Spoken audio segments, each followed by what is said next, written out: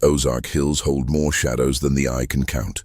Their limestone caves breathe out cold air like whispers, and the rivers cut deep wounds into the earth, carrying secrets away only to return them when the floods rise. In towns where the roads end and the forest begins, families bury their history as carefully as they bury their dead. But no matter how deeply they dig, some stories refuse to stay hidden. This one begins with a woman they called Clara Mae. Her name is still spoken in hushed tones by old folks who claim to have seen her walking the ridge on moonless nights. She was neither beautiful nor plain, neither cruel nor kind. She was, in every sense, ordinary. And perhaps that was what made her fate all the more horrifying. That the most monstrous tale of the Ozarks grew not from a wicked witch or a devil's bride, but from a woman who could have been anyone's neighbor. Clara Mae lived in a sagging farmhouse where the floorboards creaked like groans beneath every step. The place was ringed by walnut trees, their limbs twisting toward the house as though eager to reach inside. Her father ruled that house, a hard man with eyes that glittered like flint and a voice that cracked like a whip. He raised Clara on obedience and silence, but as she grew, silence turned to secrets. It began with her father's second son, half-brother to Clara, born of another woman long buried in the family's private plot. To outsiders, he was just another farmhand. To Clara, he became something more. Neighbors would later whisper of how they saw the two slipping away toward the caves, carrying lanterns, their shadows merging on the stone walls. When Clara reappeared months later with a pale ring of bruises around her neck where beads had once rested, her father said nothing. He didn't have to. The family pact was clear.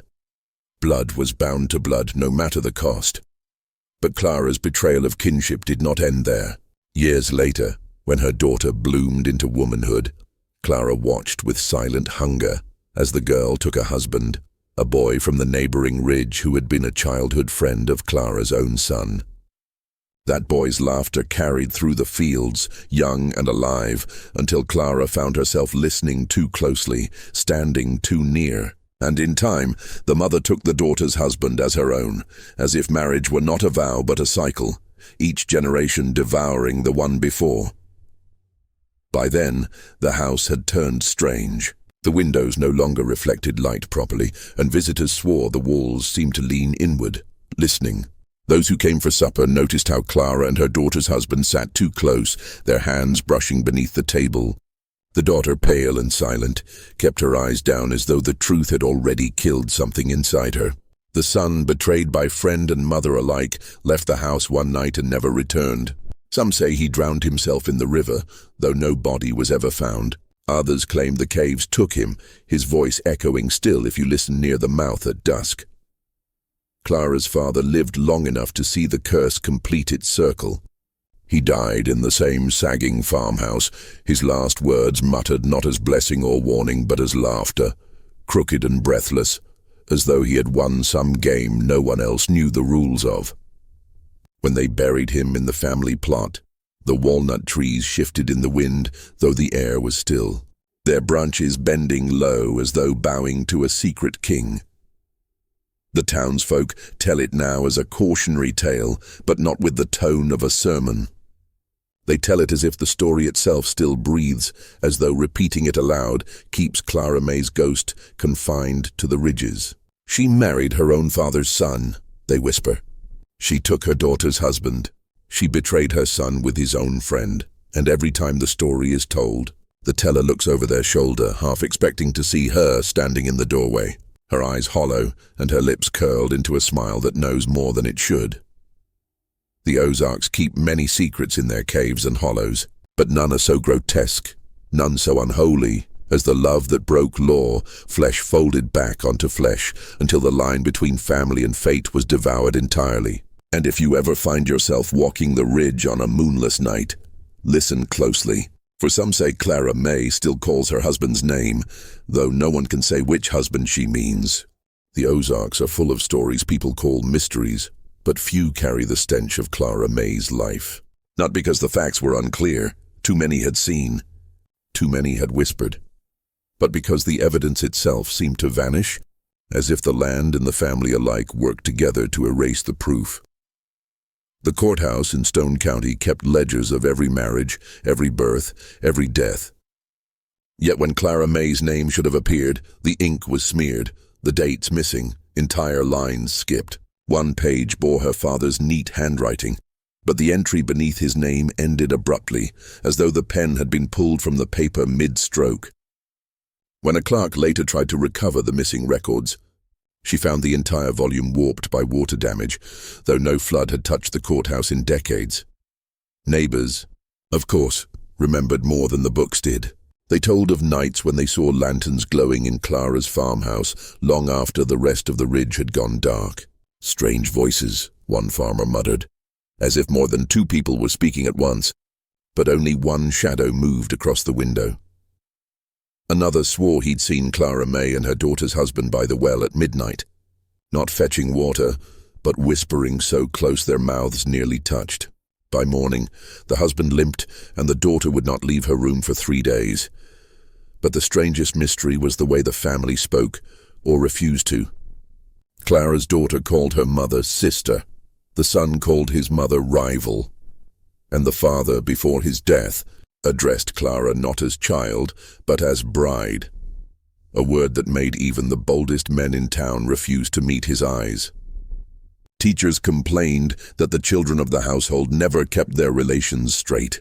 A girl who enrolled as a daughter might return the following year listed as wife in the census, as though the roles had shifted overnight. The townsfolk tried to intervene, quietly at first. The preacher came knocking with a Bible and an offer of prayer. He left within minutes, pale as milk, muttering about the smell inside the house. Like iron and rot, like something buried alive. A doctor came later, summoned to tend to Clara's ailing father. He swore that the old man's veins ran strange, that his pulse fluttered like two hearts trying to beat in one body. He never came back. Some whispered Clara Mae had made a pact with something older than law. The Ozark caves, they said, housed more than bats and bones. They held echoes, voices that promised power or protection if one only gave enough of oneself in return. Perhaps it was there, in the belly of the earth, that Clara first heard the vow she would carry through generations, keep blood with blood, no matter how it twists. And yet, for every neighbor who swore to the truth, another denied it. She was just a woman, they'd say, a woman who lost her way. But the ones who denied it never met a stranger's eyes. They looked down at the ground, kicking dust, as though the very telling of her story might invite her ghost into their homes. Even today, researchers who seek the records find gaps. Files gone missing, microfilm reels that crackle with static when Clara's name should appear. Photographs of the farmhouse where she lived blur at the edges, leaving only her figure sharp, standing at the window, staring out with a smile no one can explain. The mystery is not whether it happened. The people of the Ozarks do not argue that point. The mystery is how a family could twist itself into such shapes, and how the land itself seemed to conspire to hide the evidence. Some say it was shame, others say it was protection, but a darker few whisper this: that Clara Mae herself still walks the ridge, gathering scraps of paper, tearing names from ledgers, erasing proof until only her shadow remains. And if that's true, then the greatest mystery is not what she did, but what she's still doing, long after the house rotted, long after the family plot grew over with weeds. Because when the night falls heavy and the caves exhale their cold breath, some travelers claim to see a woman crouched in the dirt, scribbling furiously with broken pencil lead, writing her story again, writing it the way she wants it told. The ordinary stories of the Ozarks are easy to tell. Hunts gone wrong, farmhouses struck by storms, families ruined by debt. But Clara Mae's story drags like barbed wire through the memory of the hills. Every retelling draws blood because the details are not the kind that fade with time. They are grotesque in their intimacy, crawling into the listener's imagination and refusing to leave. Clara Mae's first betrayal began quietly, though no betrayal in that house could remain secret for long. Her half-brother, a man shaped like their father but softened by youth, became her companion in chores. They carried firewood together, mended fences side by side. Soon, they were seen slipping into the caves after sundown, carrying lanterns whose light bent against the stone like living things. Witnesses described hearing laughter echoing from the cavern, the kind that doesn't sound like joy but nervousness sharpened into something else. When she returned from those nights, neighbors noticed Clara Mae's throat ringed with faint bruises where beads had once rested. They whispered that her brother's hands had lingered too long on her skin, tightening not in violence, but in a grotesque caress. By the time Clara swelled with child, the household said nothing aloud, but eyes darted away, and her father's silence bore the weight of approval. In that silence, the sickness of the family grew like mold, feeding on darkness. The child born of that union did not live. Some claim it never drew a first breath, its body pale as candle wax, its mouth open in a silent scream. Others insist the infant lived long enough to cry once, a cry described as thin, unnatural, more like the bleating of a goat than the voice of a child. The grave dug behind the farmhouse was shallow, marked with a stone that bore no name. The mother was forbidden to mourn. Clara was told simply blood to blood. The pact holds, but Clara Mae was not finished. Years passed, and her daughter, a fragile girl with eyes always cast downward, grew into her own womanhood. When the girl brought home a husband, a boy from the next ridge, broad-shouldered, full of charm and the careless energy of youth, the household pretended at normalcy. For a time, there were evenings of laughter, suppers shared, and the sound of new life breathing through the old farmhouse walls. But Clara Mae watched. She lingered at the table too long, listened too closely when the young man spoke. She began to arrange her days to cross his path. In the fields, in the barn, at the well where the water reflected their faces side by side. The first theft of intimacy was small. A brush of hands when passing a plate, a glance that lingered 1 second too long. But in houses where silence reigns, small things grow monstrous. One night, Clara's daughter walked into the kitchen to find her husband and her mother too close. So close the lamplight revealed the tremor of their breathing, the hunger in their eyes. The daughter dropped the plate she carried, shattering porcelain against the floor. Neither Clara nor the husband moved. The daughter screamed, but no one came. The marriage dissolved not in divorce, but in possession. Clara Mae took her daughter's husband into her bed. The walls of the farmhouse became prisons of sound, her daughter weeping behind thin boards, the son pacing outside like a caged animal, the father's low chuckle vibrating through the timbers as though pleased to see his bloodline folding further inward. The son was the next casualty. The young man had once trusted his friend, the same friend who was now bedding his mother. The betrayal was unbearable. One night he stormed into the house, fists bloody from fighting the trees themselves, and demanded answers. He shouted at his mother, his sister, even at the husband who had once been his companion. Clara's face remained calm, almost serene. Her words, however, were knives. Blood binds us all. You cannot fight what you are. The boy fled that night and was never seen again. Some said he drowned in the river. Others believed he vanished into the caves, where his voice could still be heard, an echo mingling with the dripping water, forever crying out in fury and betrayal. Whatever the truth, his absence left the household quieter, but no less haunted. Clara's daughter withered before their eyes. Once lively, she became thin, her eyes hollow, her voice little more than a rasp. She remained in the house but moved like a ghost, drifting from room to room, carrying nothing, speaking to no one.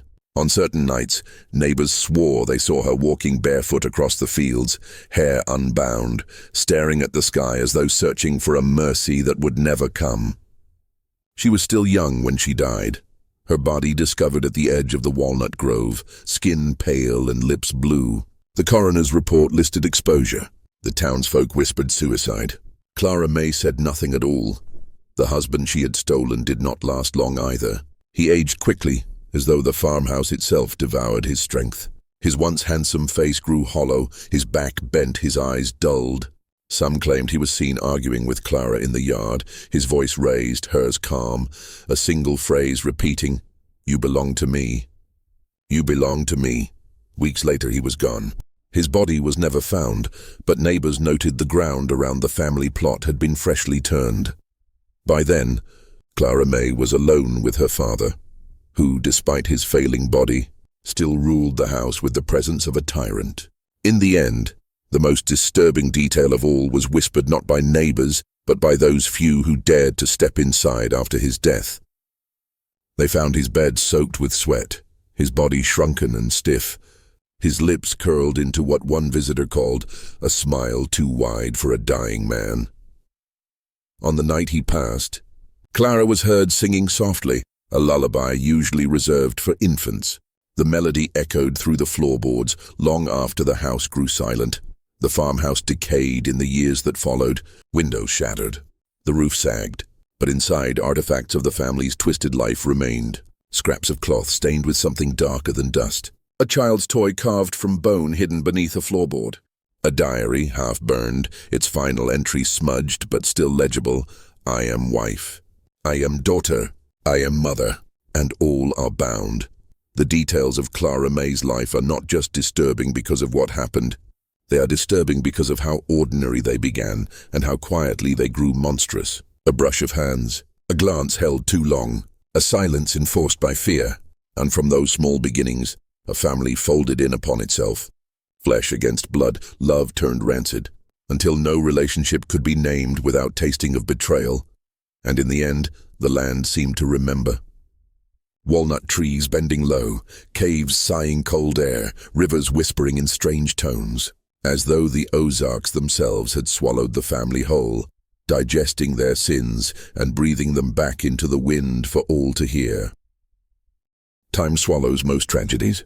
Names fade, houses collapse, bones sink deeper into soil until only archaeologists could guess at their stories. But the tale of Clara Mae has not faded. If anything, it has sharpened with the years, growing more grotesque each time it is spoken. In the Ozarks, silence often covers wounds, but this silence is different. It breathes, it presses, as though waiting for the right listener to lean in. The farmhouse where Clara Mae lived now lies in ruin. Its roof collapsed in on itself long ago, and vines climb the walls like greedy fingers. Children dare each other to sneak inside, but most do not make it past the yard. They claim the air thickens, hot and metallic, and that the walnut trees groan as though displeased with trespassers. Those few who enter describe hearing voices, whispers that sound like more than one person speaking through the same mouth. One boy who returned pale and trembling swore he saw a woman seated at the table, combing her hair with fingers too long, her eyes never lifting from the doorway.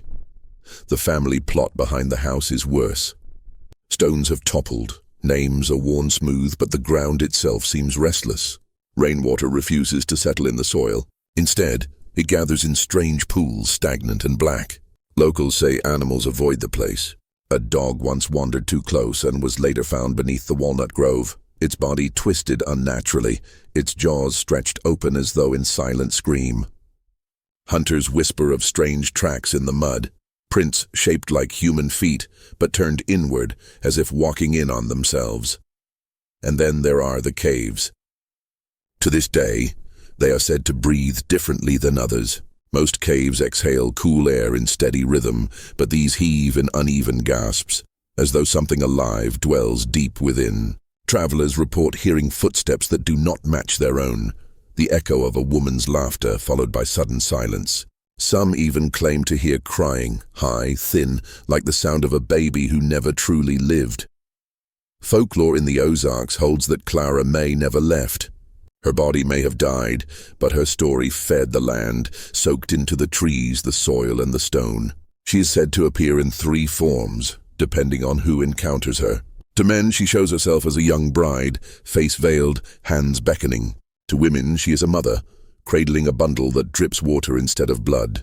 And to children, she comes as a shadow at the foot of their beds, whispering, "Blood binds all. You cannot escape."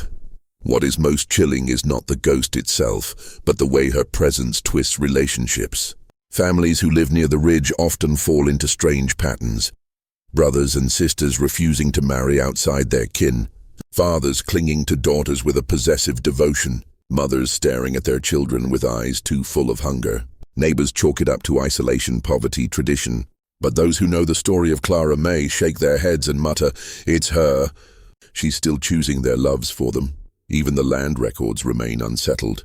Clerks at the courthouse complain that files concerning Clara Mae vanish from shelves, only to reappear months later in the wrong volumes, names rewritten, dates rearranged. One clerk quit after swearing that the ink on an old ledger moved beneath her fingers, letters curling into new words. The page read, "I am wife. I am daughter. I am mother. I am yours."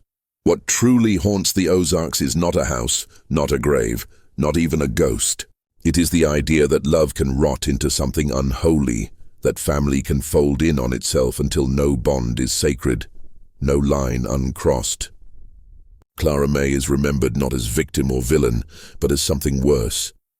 A reminder that the most terrible acts need no devil, no demon. They need only a house full of silence, a father's approval, and a woman who believed that blood was destiny. Tonight, if you walk the ridges, keep your distance from the walnut grove. Do not follow lantern light into the caves, no matter how warm or familiar the glow appears. And if you pass the ruins of a farmhouse and hear a lullaby floating through the trees, do not stop to listen, for the Ozarks still remember Clara Mae, and the land she touched does not let go. Because in the end, the story is not just about her. It is about anyone who loves too closely, obeys too blindly, or listens too long to the whispers of the earth. The love that broke law did not die with Clara Mae. It lingers, searching for new voices, new bodies, new blood to bind, and perhaps even now it is listening to you.